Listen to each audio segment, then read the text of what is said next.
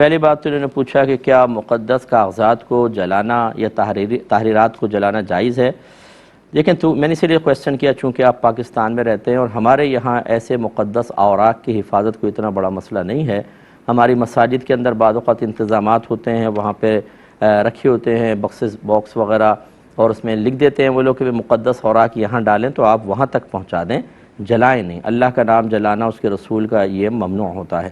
ہاں، باہر کے ملکوں کا اگر ہوتا اس میں بھی ہم مقدس جو تحریرات ہیں جیسے قرآن ہے یا حدیث ہے اس کو جلانے کی ہم اجازت نہیں دیں گے۔ لیکن یہ ضرور ہے کہ اگر جیسے بجلی کے بل آتے ہیں یا آپ کوئی چیز خرید کے لائے، اس کے چیز کے پیکٹ وغیرہ کے اوپر کچھ ایسے نام لکھے ہوئے ہیں کہ جو مقدس نام کہلاتے ہیں، اس میں تھوڑی نرمی کی گنجائش ہوتی ہے کیونکہ وہ مقدس تحریک نہیں ہے، وہ ایک لفظ ہے، اور اس کو بھی اگر آپ تھوڑا سا اس طرح لفظوں کے درمیان سے یوں کاٹ دیں کہ ان کو حروف بنا دیں، اس کے بعد وہ معاملہ کریں تو اور اس کا حکم بدل سکتا ہے۔ وہاں پہ بڑی پرابلم ہے کیونکہ وہاں آپ دفنا نہیں سکتے، وہاں جلا نہیں سکتے، وہاں سمندر میں ڈالنا بہت مشکل ہوتا ہے، تو ان کے لیے نرم احکام ہوتے ہیں۔ لیکن چونکہ آپ پاکستان میں اور یہاں پاسبل ہے، یا تو آپ اس کو دفنا دیں یا پھر آپ اسے کوئی دریا وغیرہ ایسا کہ کنارے پہ نہ آئیں اس میں بہا دیں، اور جیسے ہمارے کراچی میں تو سمندر وغیرہ ہے تو اس میں ٹھنڈا کروا سکتے ہیں تو کروا دیں، لیکن جلانے کی ہم اجازت نہیں دیتے ہیں۔ اچھا، ابھی ایک انہوں نے کویسچن کیا بہن نے کہ میں بعض اوقات نماز پڑھتی ہوں، پیچھے بلب لگا ہوا ہے تو آگے سایہ میرا پڑتا ہے تو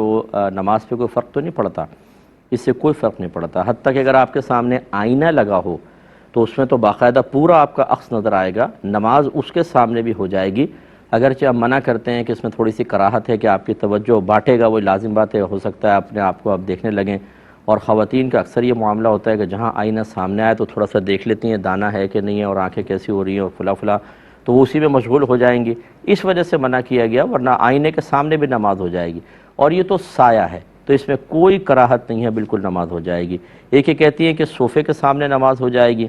شاید یہ پوچھنا چاہ رہی ہیں کہ صوفے پہ چونکہ بیٹھا جاتا ہے تو اس کے سامنے تو بالکل ہو جائے گی۔ اسی طرح اگر بستر سامنے بچھا ہوا ہے اس کے اوپر بھی اس کے سامنے بھی نماز ہو جائے گی۔ ہاں، اگر کوئی صوفے پہ بیٹھا ہوا ہے تو اس کے منہ کے سامنے نماز پڑھنا منع ہے، وہ پھر صوفے کے ساتھ خاص نہیں، اگر وہ بیڈ پہ بیٹھا ہو، چیئر ڈال کے بیٹھا ہو، دیوار کے اوپر بیٹھا ہے اور آپ سامنے کھڑے ہو کر نماز پڑھیں اور اس کا رخ آپ کی طرف ہے تو یہ مکروہ تحریمی ہے، کیونکہ ریاکاری سے بچنا بڑا مشکل ہے اور توجہ کے بٹنا اس کو آپ روک ہی نہیں سکتی ہیں تو پھر وہ منع ہوگا۔ لیکن خالی صوفہ ہے تو بلا کراہت آپ کی نماز جائز ہے۔ یہ کہتی ہے کہ میں نے ایک رکعت میں سورہ ناس پڑھی اور اچانک دوسری رکعت میں سورہ اخلاص شروع کر دی، وہ پچھلی صورت تھی تو پھر میں نے مجبوراً اس کو ختم کیا، نماز ہو گئی یا نہیں ہو گئی؟ دیکھیں،